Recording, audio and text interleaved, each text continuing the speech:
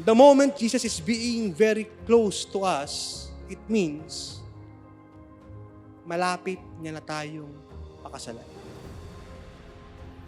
The moment na ang Lord ay paulit-ulit ni re-reveal niya ang kanyang sarili sa atin, the moment na yung ating uhaw at gutom ay tinataas na ng Diyos, pataas ng pataas ng pataas, at yung ating gutom sa Kanya ay palalim ng palalim ng palalim, it means He is getting nearer and nearer.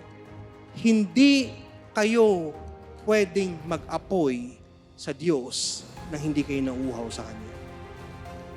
At hindi kayo pwedeng mauhaw sa Kanya nang hindi kayo nag-aapoy para sa Kanya. Ulitin ko po ha. Hindi kayo pwedeng mag-apoy para kay Jesus nang hindi ka nauhaw sa Kanya. At hindi ka pwedeng mauhaw sa Lord nang hindi ka mag-aapoy para sa Kanya. You cannot be on fire for Jesus that you are not thirsty and hungry for Him.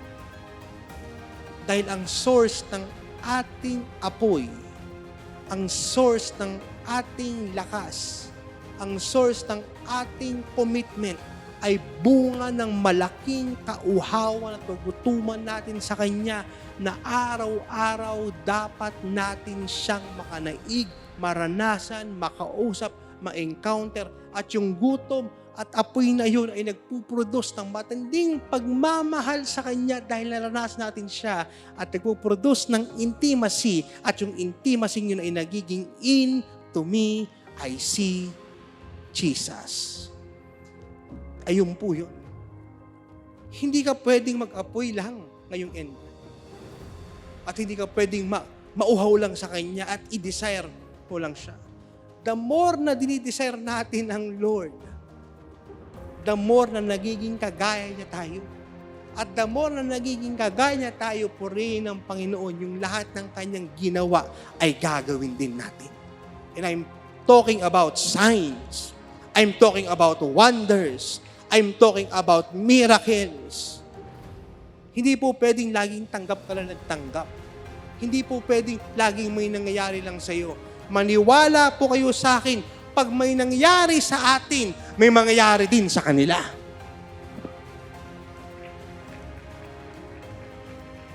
Pag na-encounter natin ang Lord, purihin ng Panginoon, ma-encounter din ng mga tao ang Lord simula sa buhay natin.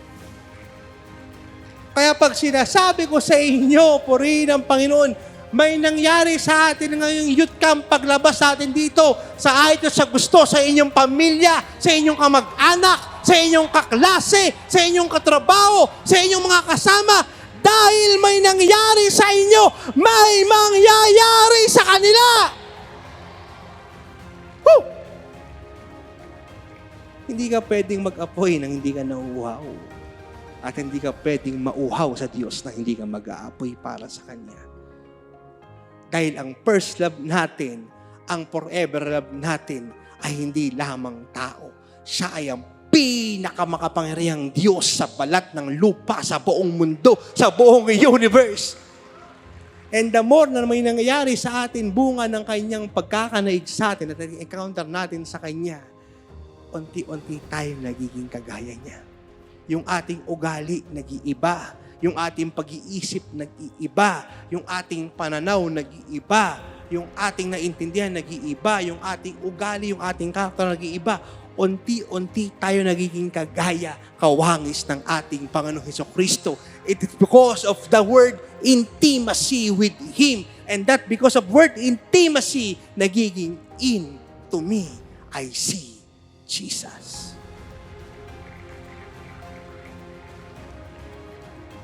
Kaya, subukan nyo lang, pag tumingin po kayo sa salamin, sabihin nyo intimacy. Pag-gising nyo sa umaga, tingin kayo sa salamin, bago kayo matulog, pag-aalis kayo ng bahay, tumingin ka sa salamin. Into me, I see Jesus. Intimacy, ibig sabihin, na-encounter mo ba ang Lord? Naranasan mo ba siya? Minahal mo ba siya? Kaya naman po yung tinuro sa amin ni tatay eh. Walang iba. Naituro niya sa amin ito simula nung maliit kami hanggang nagrebelde kami, hanggang naglingkod kami lahat. Hanggang ngayon, isa lang. Sabi niya sa akin, anak, wag mong ipagpapalit ang pagmamahal mo sa Lord kahit kaninong tao. Kahit kaninong bagay. Huwag ka lang gumawa ng isang malalim na relasyon sa Kanya. Kundi, form an intimate relationship with Him.